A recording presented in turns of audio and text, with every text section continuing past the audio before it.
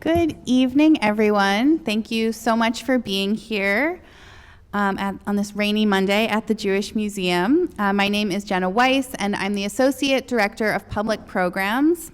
And it's my pleasure to welcome you to this conversation, Unpacking the Book, Jewish Writers in Conversation, part of our ongoing partnership with Jewish Book Council. Tonight's talk, How We Talk About Crime, A History and an Exploration, features authors Dan Slater and Tova Mirvis in conversation with our series moderator, Stephanie Butnick. This event is co-presented with Jewish Book Council and media partner Golda, and I'd like to thank collaborators at both organizations for all their work on the series. We hope you'll join us for some upcoming events here at the Jewish Museum. Next Thursday, April 10th, come back for a lecture by Larry Silver, Professor Emerita of Art History at the University of Pennsylvania, in conjunction with the newly opened exhibition, The Book of Esther in the Age of Rembrandt, which I hope some of you were able to visit this evening. And our final Unpacking the Book talk, entitled Ghosts Among Us, Exploring Family Secrets Through Fiction, featuring Stuart Nadler and Ido Geffen, will be held here on Thursday, May 8th at 7 p.m. And as always, you can watch recordings of tonight's program or any of our past Unpacking the Book talks on Jewish Book Council's YouTube channel. Now I'd like to welcome Naomi Firestone Teeter, CEO of Jewish Book Council, to share a little bit more about tonight's program.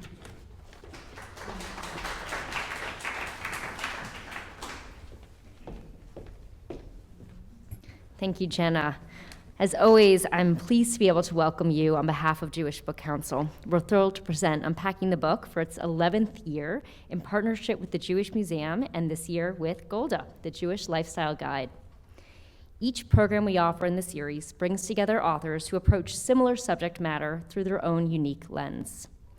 Tonight we'll be diving into a conversation examining portrayals of crime and criminals in America. Through their works of fiction and nonfiction, we can trace how changing conversations about crime are a reflection of the broader world we live in today, with authors Tova Mirvis and Dan Slater, authors of Would Nev and The Incorruptibles, respectively, and moderated by writer and podcast host Stephanie Butnick. Today's conversation is a meaningful addition to our work at Jewish Book Council of educating, enriching, and strengthening the community through Jewish literature. Cultivating a thriving Jewish literary landscape has always been a priority for us, and we're proud that through our efforts, this past year we were able to share the world of Jewish literature with a record number of readers, nearly 800,000. Doing our work well means ensuring that writers feel encouraged and supported in their work, that publishers have the tools they need to acquire Jewish books, that bookstores and Jewish institutions have the resources they need to create engaging Jewish literary programs, and that curious readers can find the stories that move them. To learn more about our efforts, to find reviews and essays, our book club resources, to learn about our author tours, our literary journal Paper Brigade, and our literary awards, including the National Jewish Book Awards, I hope you'll visit our website and even consider becoming a member to support all of our work to uplift and celebrate Jewish voices and stories. Before I pass things over to Stephanie, I'd like to very quickly thank the Jewish Museum, and specifically Jenna Weiss, and our amazing media sponsor, Golda. A very special thank you as well to Evie Sapphire Bernstein, Jewish Book Council's program director, for managing all of the ins and outs of this program. And especially, I'm grateful to Jewish Book Council's board of directors for their continued support of Jewish literature, ideas, and conversation. Finally, you will have the opportunity to purchase both of our panelists' books tonight, which is a very important part of supporting our authors. You can purchase the books right in the front there. Get them signed, give them to friends following this evening's program. And now I'd like to introduce you to Stephanie. Stephanie Butnick is a writer, editor, come on up. Yeah. How do we usually do this? I can't remember now.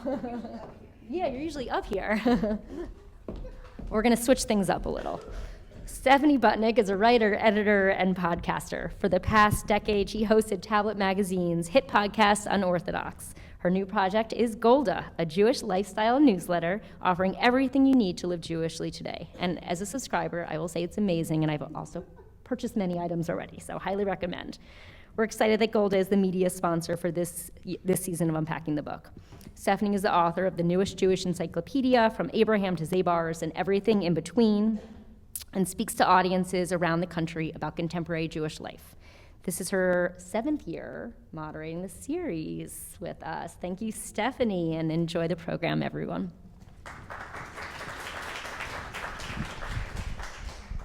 Hi, so excited to be here tonight. Thank you, Naomi and Jenna and Evie and all the team at the Jewish Museum and the Jewish Book Council. This is one of my favorite events to host. And my favorite thing is because it's been running for 11 years, I've been doing it for 7, it is different every single time. All the conversations, all the pairings, and I think this might be my favorite pairing. Sorry, Rachel, I know you were a previous author. This is my favorite pairing because it's like, it's a tough one where the books, we're gonna hear about them, but they're different books. So it's like gonna be a fun conversation into both of them.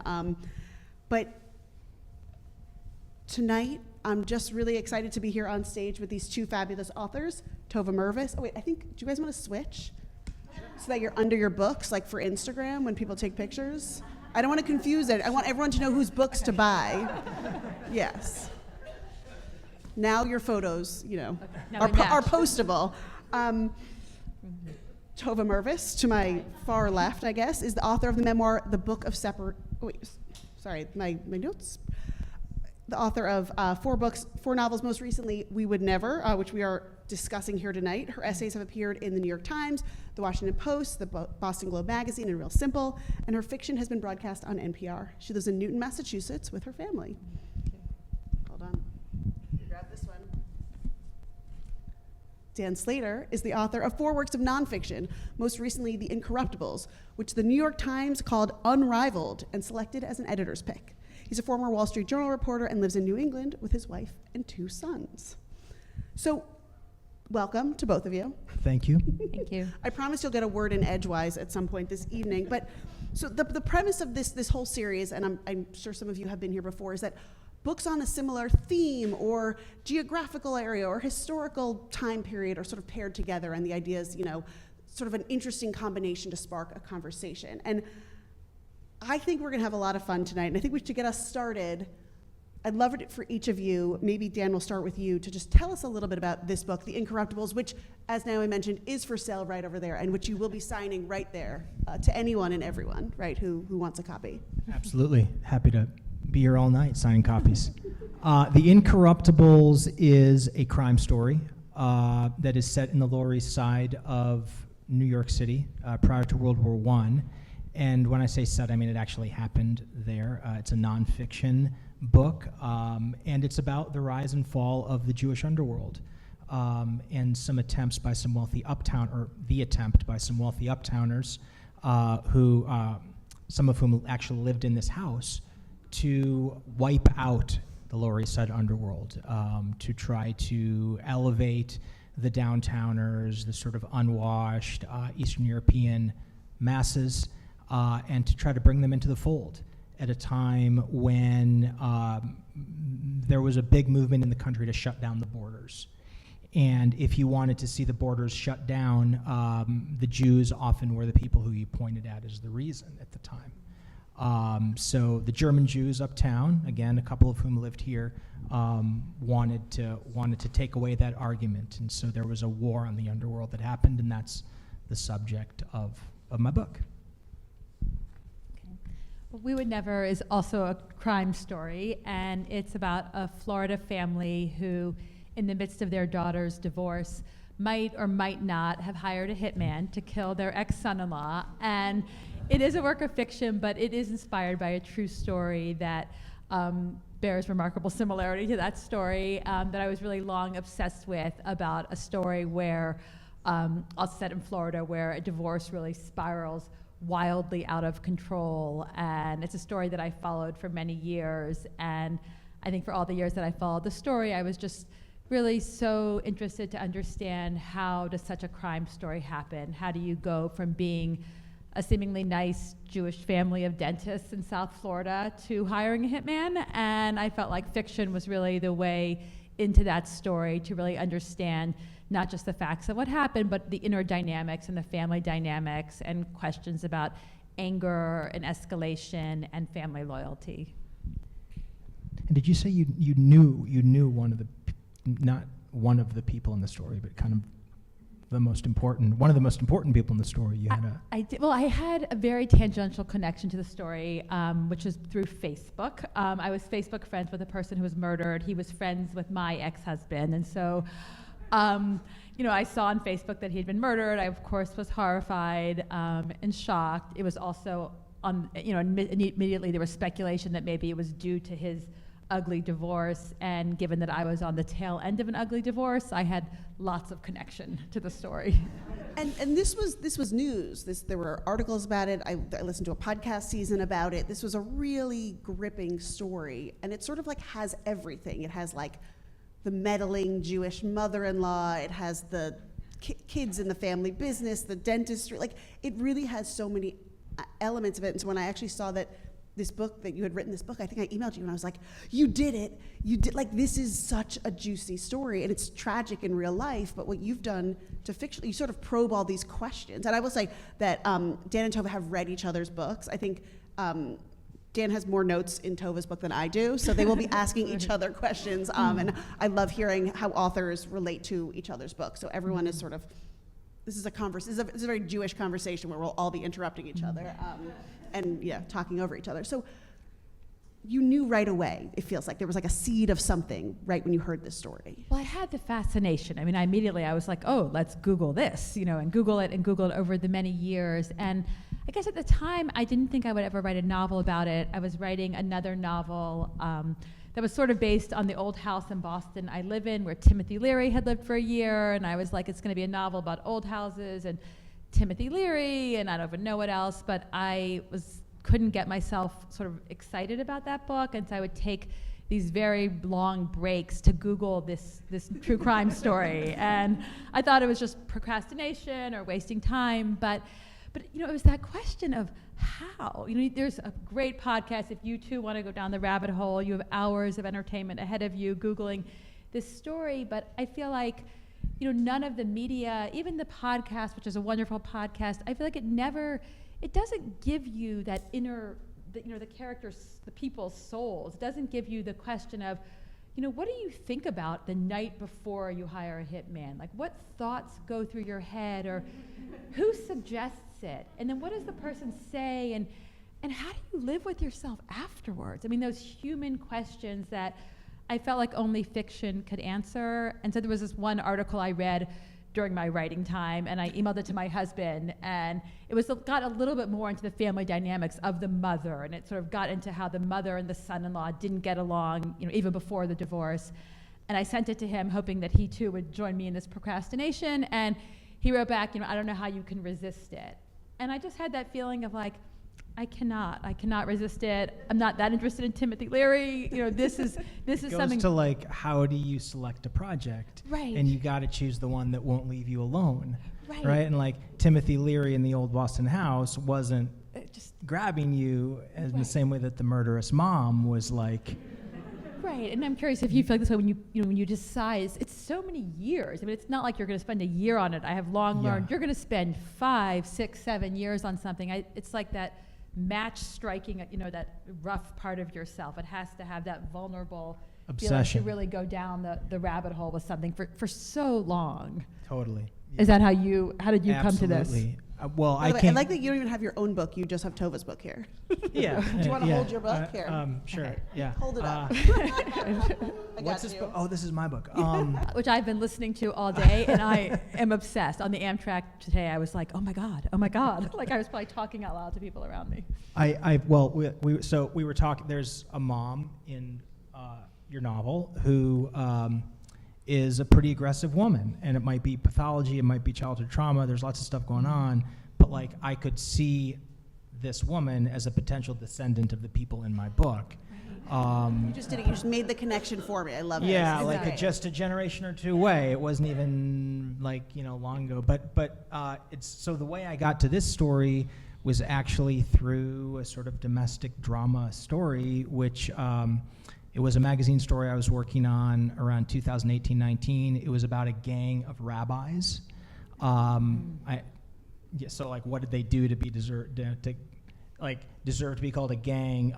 They were beating up husbands who refused to give their wives a religious divorce, a get. Also one of And- those like incredibly juicy stories that you were just Yeah. like, whoa. Yeah, I'm like, can we so write a novel about this right now? I You know, was like- I was working on that story, thinking it was going to be my next book, and I worked on it for a couple years, and it became a magazine piece instead. But in the course of researching it, I was reading up on the history of violence and crime down through our history, because I was trying to find out when did the get beatings start. And then when you start looking into the get beatings, you come across like all kinds of other things that happened. And one of the places that I kept returning to over and over again in that research was the Lower East Side, because there was a big underworld there and a lot of crime. And so that's how I got into it.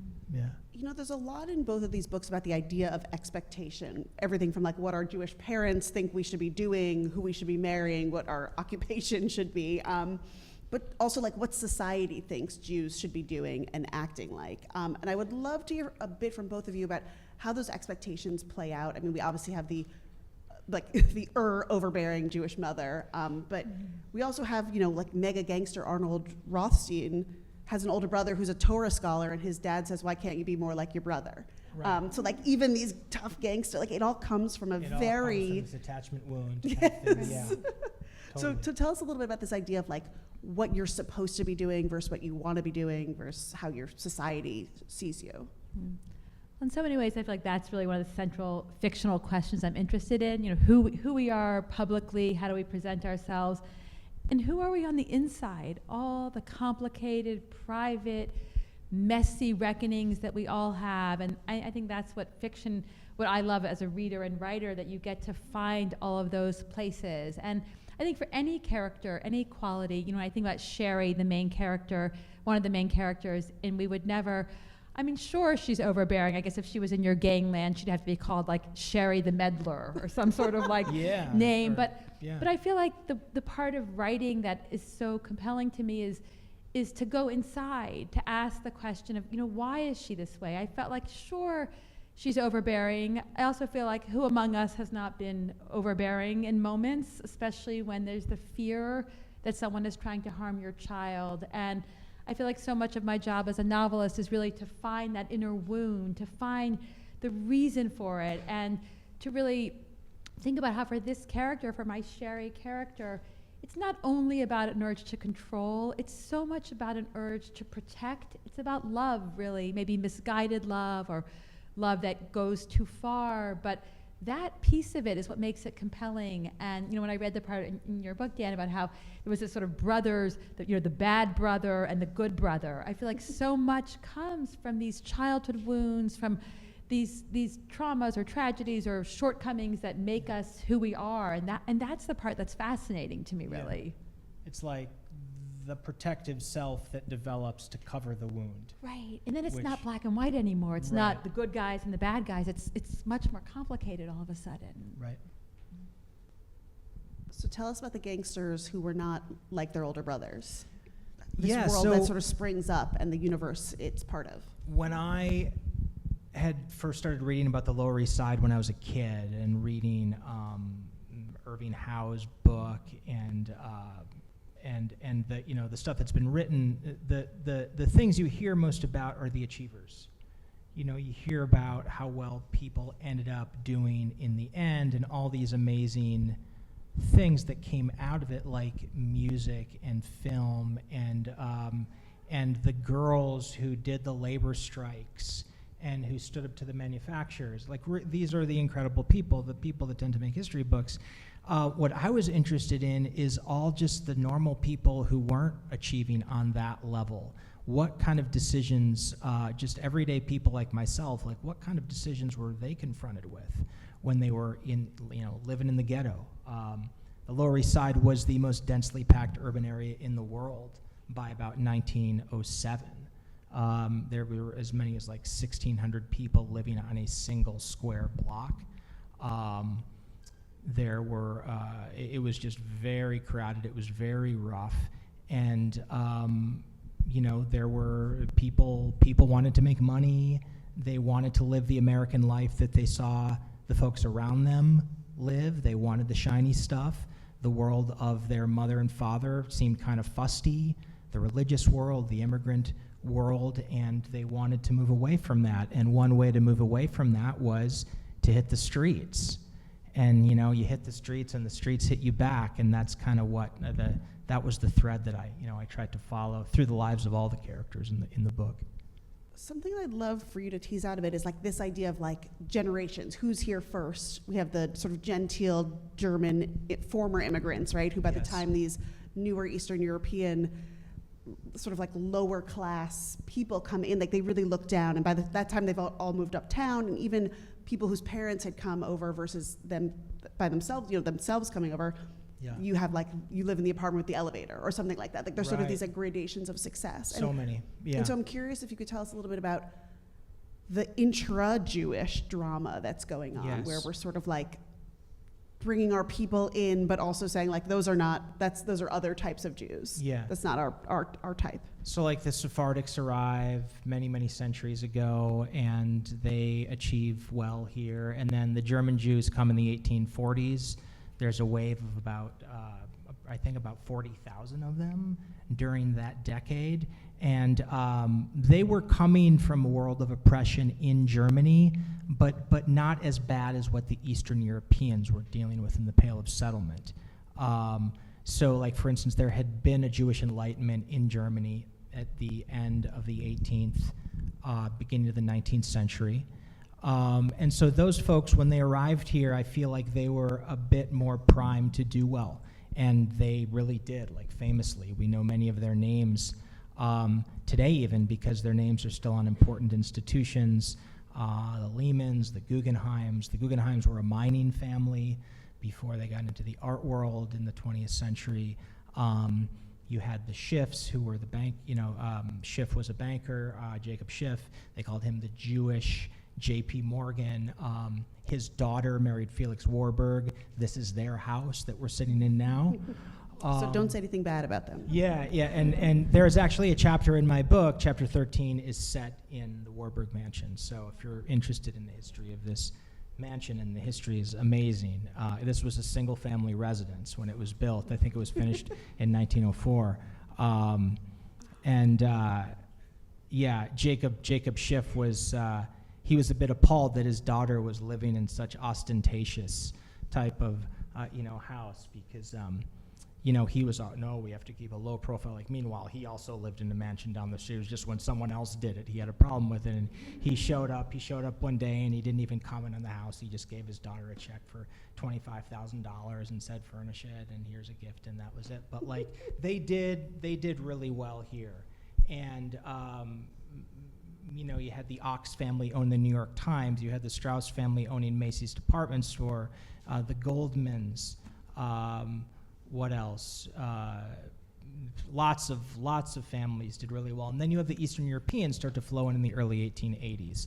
And they're coming from really a totally different world. They are coming from severe oppression that would have been on the order, I'm not even going to get into like comparing to African American experiences, but they were the subject of massacres for centuries.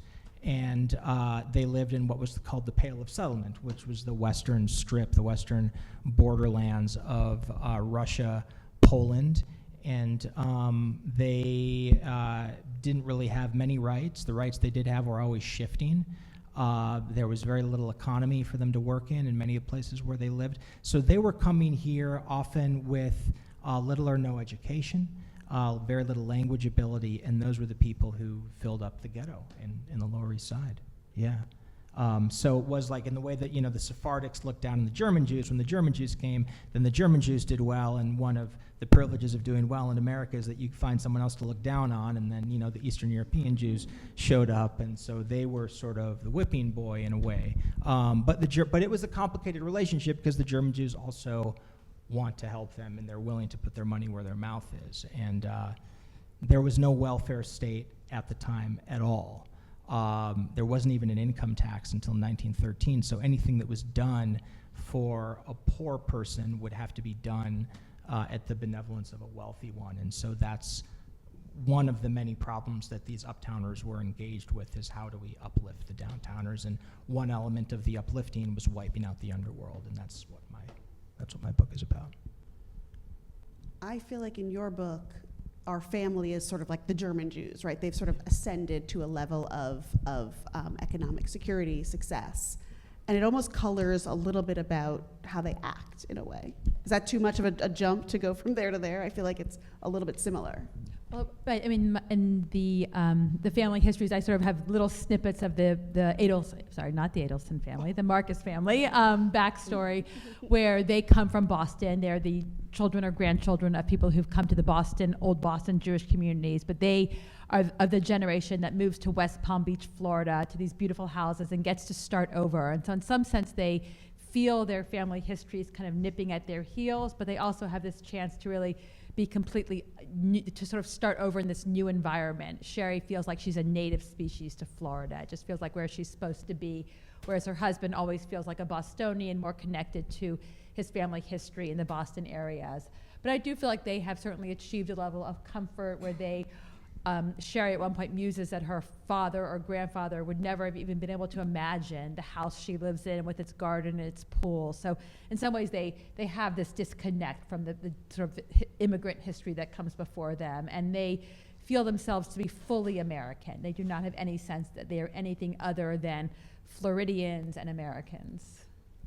And in a funny way, their son-in-law kind of looks down on that. Like there's sort of this weird wealth thing where he's sort of judgmental of that in a way, or they use their, sort of implies that they use their money to control their daughter. Like it's sort of, I feel like money functions in a very interesting way in that story. Yeah, I was really interested in how money works in this story. On one hand, they, their son-in-law Jonah is from a Upper West Side family that is well off, but is academic, and he sort of sees them as these crass Floridians with their beautiful pool and their gaudy statue. He sort of sees them, there's sort of a culture clash, I think, Jewishly between these two worlds, and he looks down on Florida. I mean, he sort of looks down on the entire state of Florida for many reasons, and it feels like there's nothing redeemable about it. Whereas Haley, his wife, sort of says, well, she sees what can be difficult about Florida, but can you see what's not perfect and still love it anyway? She loves the beach and loves the heat and loves the weather, and she loves her family. And so that,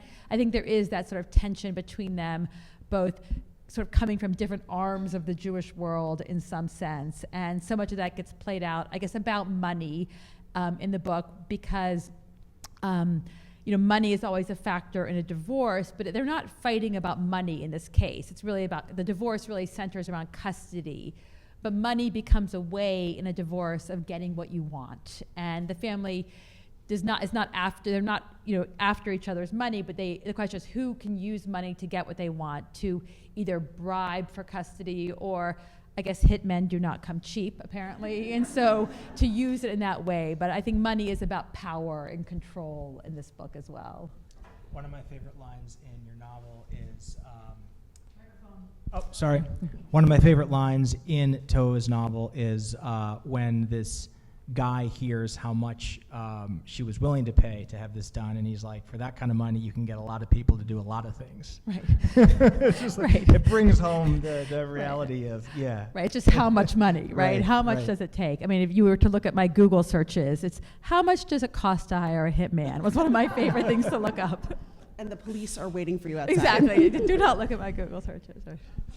There's a word that comes to mind when I was reading both of these books, and this word is shanda. This idea of like something bad, but specifically bad because Jews are doing it and other people are seeing it. And so I just want to say that word and like see what happens in your brains. Yes. Because this idea, like that story was, even listening to the podcast of the true story, you're like, oh my God, this is Jews behaving badly. And Jewish Gangsters is like, Jews behaving badly on the one hand, and then you're also like, but that's kind of cool. They were tough. Like, it defies stereotypes. It plays into stereotypes. Yeah, we're like everybody else. We Yes. have a criminal class, and like every other, I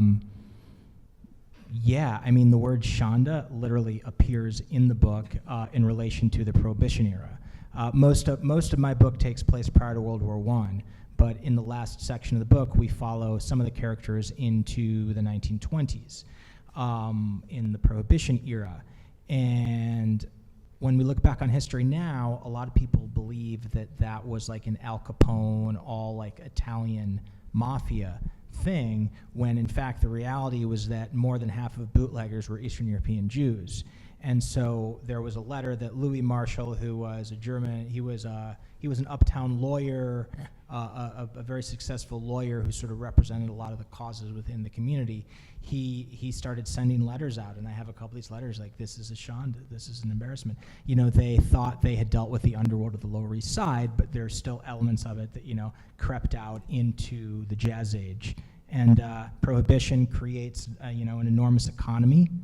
And the Jews were used to organizing underworld economies. They'd been doing it since the moneylending days, centuries and centuries earlier.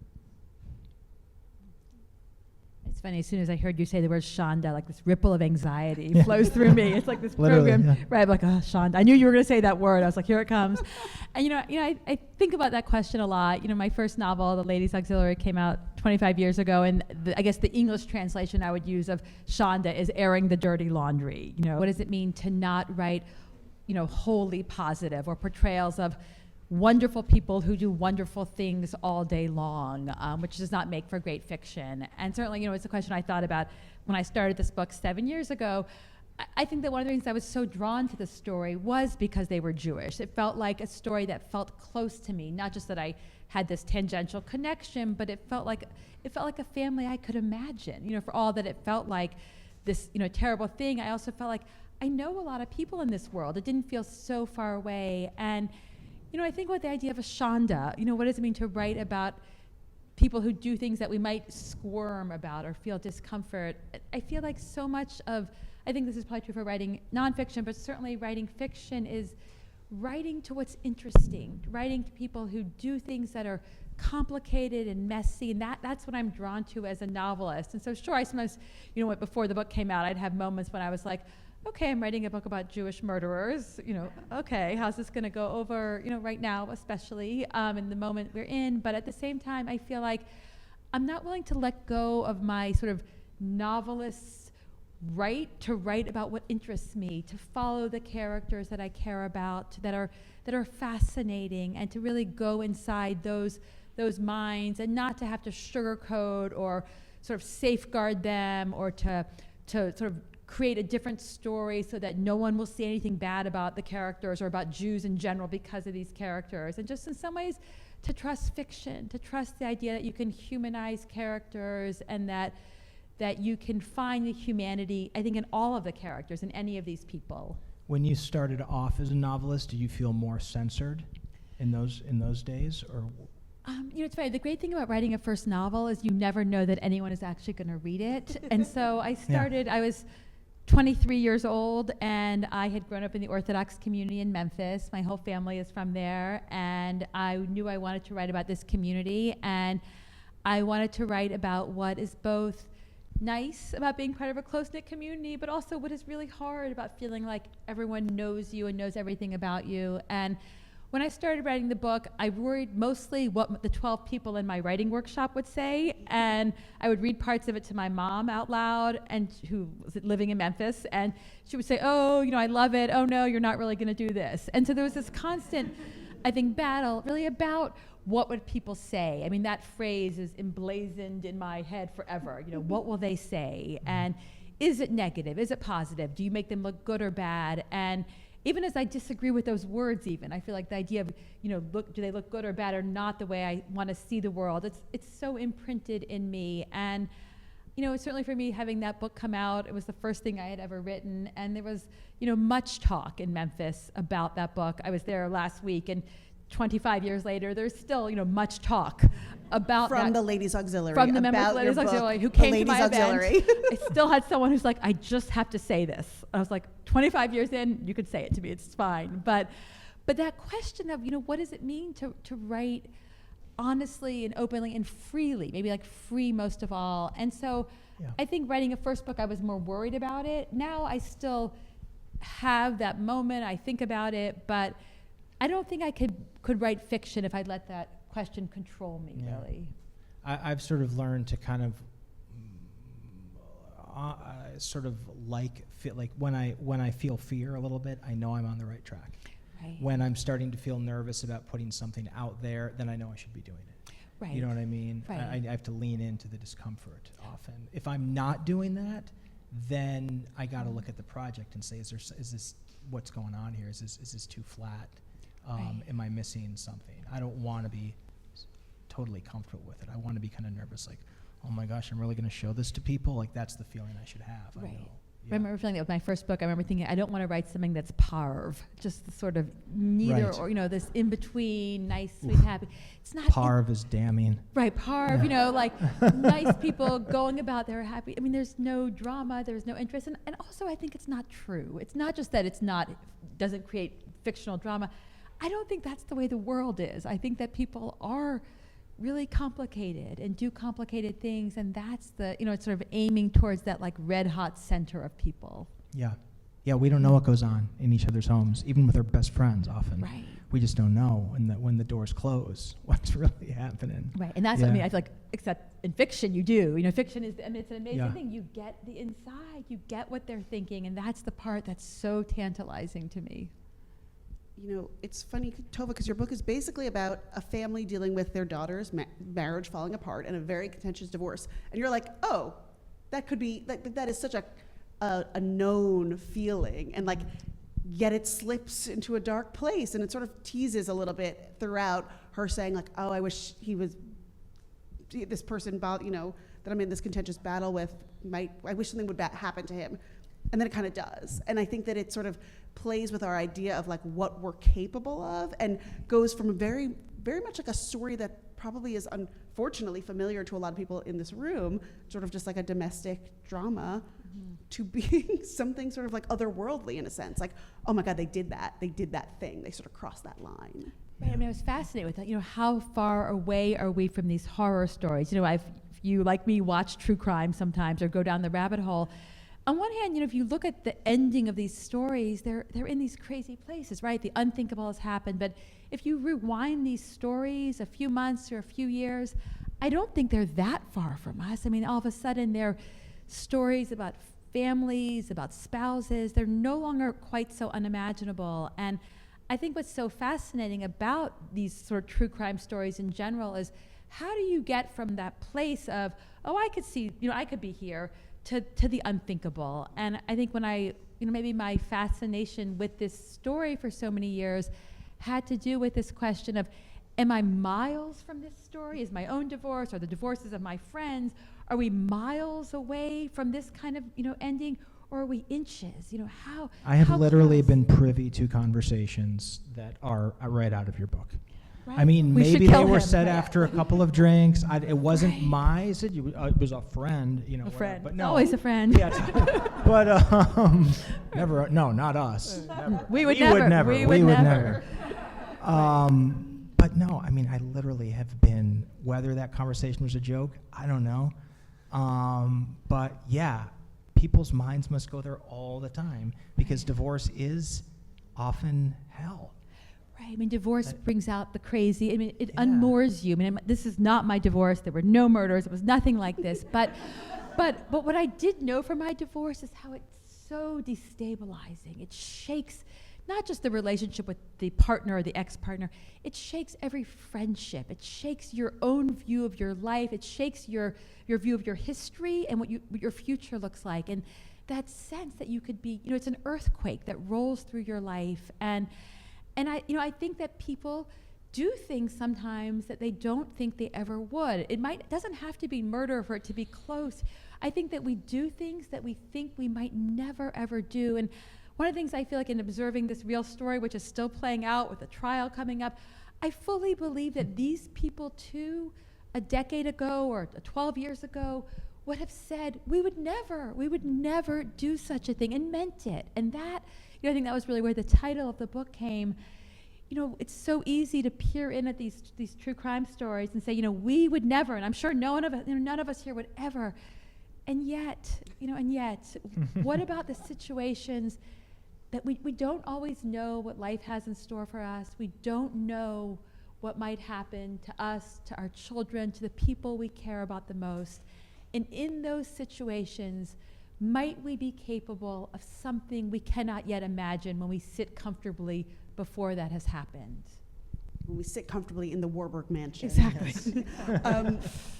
Dan, I want to go back to this underworld, because Yeah. you write something that made me sort of like delighted in a way, which I can't quite figure out why, but you write that there's always been crime in New York City. There had always been like specifically ethnic crime, but you basically say it was like the Jews who organized it. Yeah. And they were like the casino owners banding together, or Yeah. even like the pimps who unionized. Crazy. They incorporated, yeah.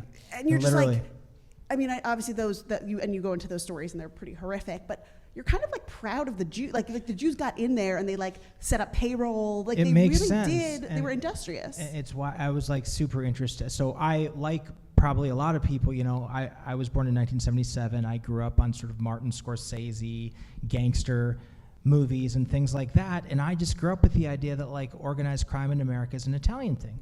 It's the mafia. Like everyone knows that. And then I started working on this book and I was like, oh, the Jews organized crime. And then after Arnold Rothstein died in 1928, that's when it got handed off to the Italians. And that's when what we know today to be sort of the modern day mafia, that's when it actually began. And as you alluded to, like there was a corporation of Jewish pimps that met at 92 Second Avenue at a cafe. They were called the IBA, or the Independent Benevolent Association.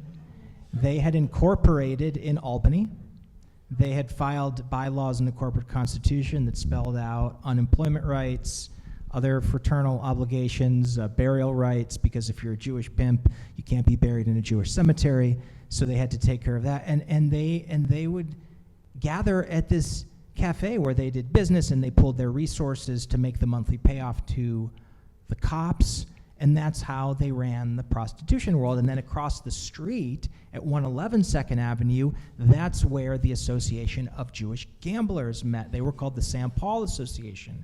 So like this had not been done in New York before. Like the Irish had not done this prior. And as I was discovering this, I thought, oh my God, I have to, like, when did this start? Why did this come to pass? And I was fascinated with sort of following that historical thread back in time to see when did the Jews start to sort of organize the underworld. And what I believe happened was it was around the moneylending days. In the 11th, 12th, 13th century, the Christians decided that they needed a law to galvanize them all, because the Jews had their laws and the Muslims had their laws. The Christians needed a law. And they landed on money lending. The money lending ban was going to be their law. So if you adhered to the ban, then you were a Christian. Of course, the problem was that like everyone still needed credit because capitalism was also becoming a world religion at the same time. So it's like, okay, we're going to ban money lending, but everyone needs money lending. So how is that going to work? And literally, like the solution was, well, the Jews will handle it because they've already sold their souls. They're already pariahs, and they're good at business, and so let them handle it. And that was a really great way to sort of offload this thing that was now going to be reviled onto a people that were becoming more and more reviled. And that model becomes a model down through the centuries, and we see it today with the drug war. The Jews became very good at organized underworld industries because they were the marginalized folks for centuries and centuries. So when they arrive in New York at the end of the 19th century, the beginning of the 20th century, they're ready to go, and that's what they do. So that's the world I'm trying to capture in the book. They professionalize it, which like Yeah. I was like, I like that for us. Yeah, and there's something, obviously prostitution is not a pretty thing, and all these young Eastern European Jewish girls got, lured into it a lot of the time, and one of the characters in the book, we see that happen to her. And then there's weird things that you wouldn't even imagine, like the Yiddish horse poisoning gang. That's that another was book. that was That's a unique. free idea. Who they would extort their neighbor who owned a business that needed their horses to be able to get their perishable products, around town.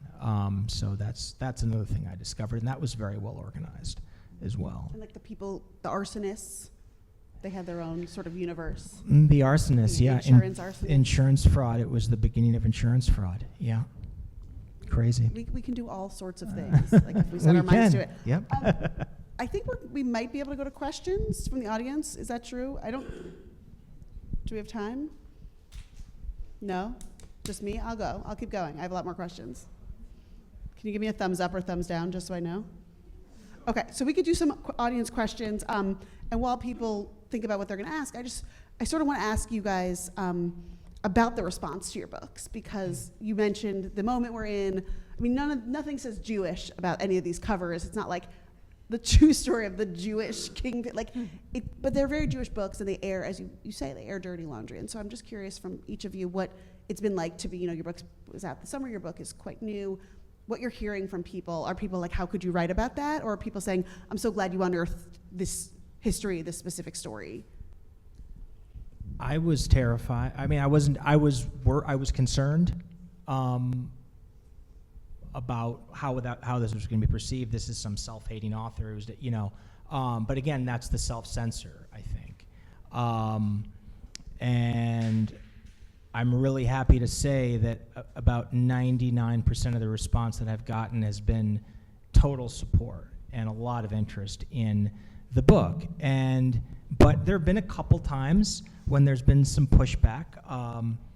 There was before the book came out, there was an NPR reporter who, when she received the pitch, became very angry and said, after October 7th, this is the last thing we need, and everyone knows there were gangsters on the Lower East Side. This is old news, and this is this is the last thing we need to be talking about now. So there was like a little bit of that. But for the most part, I think people want to know about their history, and I think people recognize that, like, hey, if I'm going to go around identifying as a Jewish person, and yet there's this whole part of our history that I'm sort of looking the other way from, like, what does that say about things? So, yeah, that's been really nice to see. People I think Jewish people love reading, but they love education. That's the great thing. We love education. We love books. We have our own book council that is organized. I mean, that's amazing. That's just amazing. And we love to learn, and we love to learn about new things. Yeah. Or sorry. You got. I'm going to come around with a microphone just so people can hear each other's questions. Thank you so much. I learned so much already. Question for Dan Slater. Yeah. Could you explain your choice of the title, The Incorruptibles, and does your book contain anything about the World War II or pre-World War II experiences, Meyer Lansky, Lucky Luciano, fighting Nazi thugs on the docks? Yeah. That's a good question. That first one I should have asked. My book. So we'll start with the title. The Incorruptibles was the informal name given to an anti-vice squad that organizes inside it actually organizes outside the NYPD and then is moved into the NYPD. And these are the folks that were supported and financed by the German Jewish uptowners to go to war with the Lower East Side underworld. And yeah, so it starts with a young man who is not a cop. He's a reformer from the Lower East Side. He's the child of immigrants. He's 21 years old. And he dropped out of Stuyvesant High School after his freshman year and became a reformer in the underworld. But in those first few years of doing that, hadn't really had any success, and he was kind of jaded already at 21, and that's when the German Jews call him in after this notorious murder that happens that brings a lot of attention to the Jewish underworld. They call this kid in, and they assign him a task that seems impossible at the time, and he has some success with it at first. And because of that success, the mayor of the city says, let's take him and install him in the NYPD. He can choose the cops he wants to work with, and they can go around town, largely the Lower East Side, during the year of 1913 and possibly beyond, shutting down whatever this 21-year-old kid thinks needs to be shut down. So they were known within the NYPD as the Incorruptibles. That's where the title of the book comes from. The timeline, the book ends pretty much the book kind of ends with Arnold Rothstein's death at the end of the 20s. However, in the book is divided into 4 parts. The last part is the part in the 20s where we follow Arnold into that era, and Meyer Lansky and Lucky Luciano, they wander into the story. So they do become figures at the end of it. But we don't get to the Nazi fighting years. Yeah. That's his next book. There's a good back book. in 7 There's years. There's a book, Gangsters versus Nazis. That's a pretty good nonfiction history of that whole episode. Hi, thanks very much. This has been great. It's a question for Tova. I was curious if you, at this moment, see any reluctance within the literary world to talk about or to promote Jewish stories at all, regardless of the, sorry, need some water, regardless of the subject matter. That's what I'm curious after, October 7th and all that we've seen. I'm just curious about that, if that's come up. Sorry, I'm getting over being sick for a few weeks and have the remnants of my cough.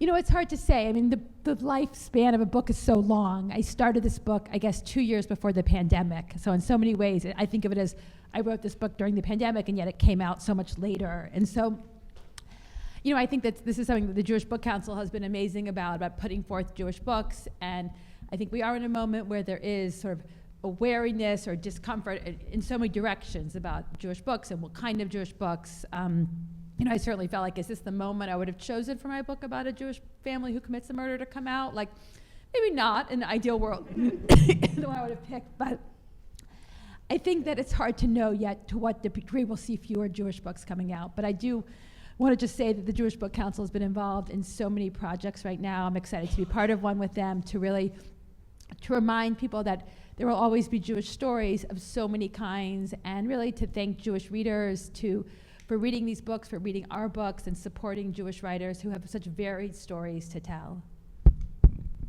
Great. I saw 2 hands, so I'm going to come to you and then up in the front.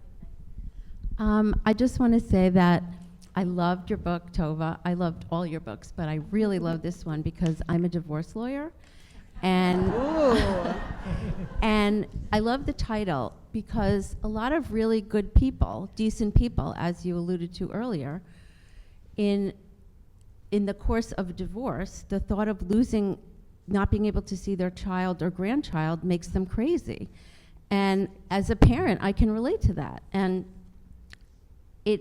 they weren't necessarily bad people. It could happen to anyone, Jewish, non-Jewish, but I've witnessed the panic people feel when they think they're going to lose the opportunity to spend time with their children. And in your book, the grandmother was like panicking about not being able to see her granddaughter. And I think that's a really common thing that happens in divorce, and people say and do all kinds of things they never ever thought they would.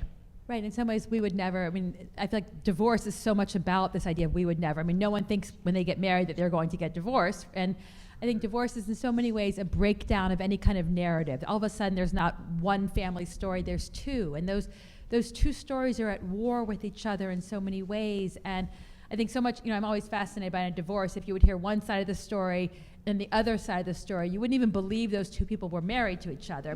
It's just, there's so many sides, exactly, 3 sides or more, each child, the truth, all these varieties of them. And I think that's what's so fascinating to me about trying to write about divorce, the way that there's this rupture in so many ways. And you find yourself, whether it's screaming at someone in a way, I have screamed in a way I never thought I had. I'm not a yeller, but you know what? I was. When I was getting divorced, I was. It brings out this feeling that the ground has shifted. And, as a divorce lawyer, I'm sure, you see the things that feel so impossible in the moment, you can't budge on. And I think one of the things that fascinated me most about this story, about the true story, was how how the way you feel in a divorce in that moment feels all-consuming. And what was so sad to me about the true story is that no one in this story could see that the way you feel right now is not the way you're going to feel in a year, and not the way you're going to feel in 5 years, and certainly not the way you're going to feel in 10 years. There was no sense that anyone could relent. I was really interested in the idea of forgiveness in this book. That felt like one of the themes that runs through the book, this sense of, it's so hard to see something from a perspective not your own when you feel embattled, when you feel like you're clinging to what you care about most, and you're terrified, right? I mean, it's right. I mean, you could fight about who gets the house, but to fight about who gets the children's love, who's the primary person, which side of the story the children will agree on, I mean, that cuts you to your soul. And I think that's what forces people or allows people to enter this sort of escalatory state of mind. And what's interesting in the real life story is that now the ex-husband who was murdered, his mother has done a lot of work trying to see her grandkids who are with the other family. And so it's like, it still goes on in these horrible ways. Like there's another grandma who also can't see her kids. And it's just like this messy nightmare of a situation. Right, I mean, it's a nightmare. And I think what is so tragic to me about this story is, I want to say to the real family members, when I watch them on TV, the mother, the Sherry character, is going to be on trial in June. So if you have nothing better to do for the first week of June, you too can watch, live on the Tallahassee websites. And but what I want to, I look at this picture of her all the time, and what I want to say to her is, not just that you destroyed the father of your grandchildren, obviously goes without saying, a very bad thing, but you destroyed your own family. I mean, you destroyed yourself, and that tragedy is just, I wish you almost wish you could save them from themselves, from this sense that in this kind of anger and this kind of escalation, everyone is destroyed. It's a fire that burns down every house involved. One final question? Yeah. So it's a question for Tova. I'm really excited about your book. I haven't read it, but I can't wait to read it. But I want to ask you about the book that you didn't write. About Timothy Leary, and it's a very personal question. The house that we lived in and bought in Cambridge was a house that Timothy Leary was in, and the story was that he was an assistant professor in the psychology department, and the professor who owned the house was going away on sabbatical, and he thought, okay, he's an assistant professor in my department, he's going to be a really good tenant, I can really trust him with my house, nothing's going to happen here.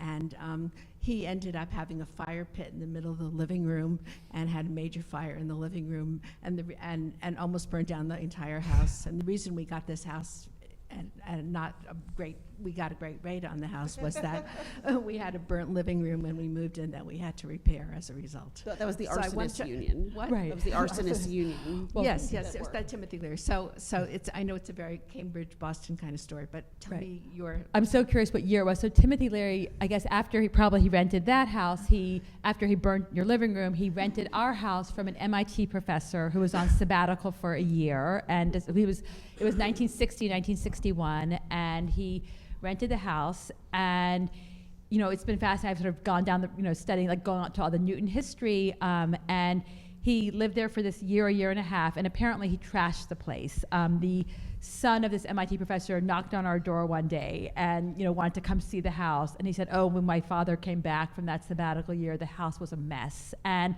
we always joke that the smell in our basement was like the LSD experimentation that he did. But it's years later, our house was bought. The MIT professor sold it to a family who sold it to another family who sold it to the Melkite Catholic Monastery of Newton. And so the house was a monastery for 10 years. And there was one day, we knew this history of this house. It was sort of fascinating to learn about it. And one day we went to our basement. We had just moved in and we were exploring this basement that we knew had, apparently LSD had been, a lot of the experimentation took place down there. And there was this metal box that I thought was a boiler, to be honest. And my son and stepdaughter started playing with this lever, and this platform rose, and there were these documents, and I was like, oh my God, the lost Timothy Leary manuscripts. It turned out they were the financial records of the Melkite Catholic Diocese with these fascinating, detailed listing of every single expenditure that had gone through this house. And then a year after this the sun came through, there was a knock at the door, and it was a Melkite priest was standing there, and he asked if he could have a tour, and I was like, sure, we give tours to all the former inhabitants, and I showed him the house, and then I was like, I have these books.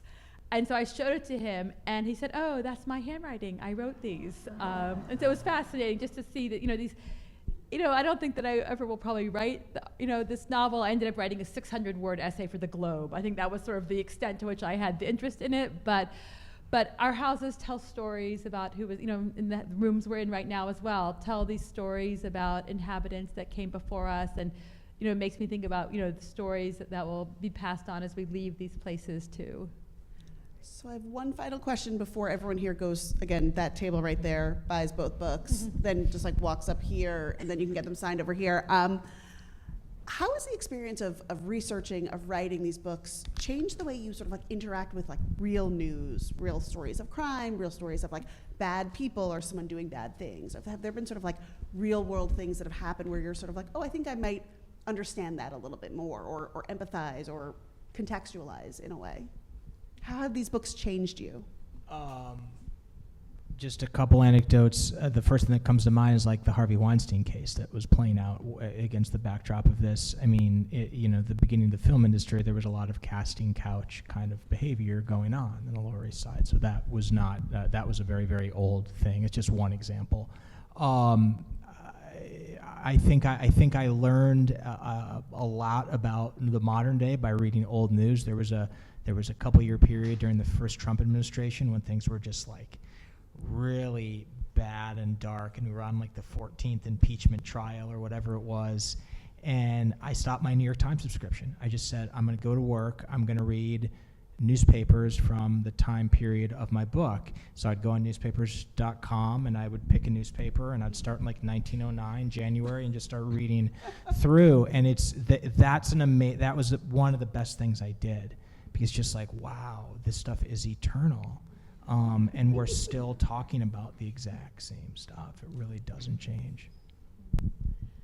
I think it makes me realize there's always a story. There's always a story we don't see. We get the facts. We get, we have access to so much. I mean, it was fascinating to me on this story. I could Google so much information. I could see the video of Donna Adelson being arrested on a tarmac in Florida. I had access to everything, and yet I think that for all we have so much access, I'm reminded maybe anew of we never get the human side. You never get the story. And each of these true crime cases, I've been in Boston, the Karen Reed story is big news. I follow that story. Whichever story sort of hits me for whatever reason, I think I'm reminded that there's always a perspective to go into. And it's not to excuse. I feel like sometimes people think if you write from the point of view of the person who's committed a crime, it doesn't mean you endorse that behavior. It doesn't mean you're excusing it. It just means that there's always something we don't know about people. And it's something we can apply to people around us or to people in the news. I think it's this curiosity that makes me really interested to understand, the human side of every story. Even, Dan, when I was reading Dan's book, just thinking about how is it always about that family drama? And, can we look for those stories, the way that a younger brother feels slighted by the role he doesn't play in the family?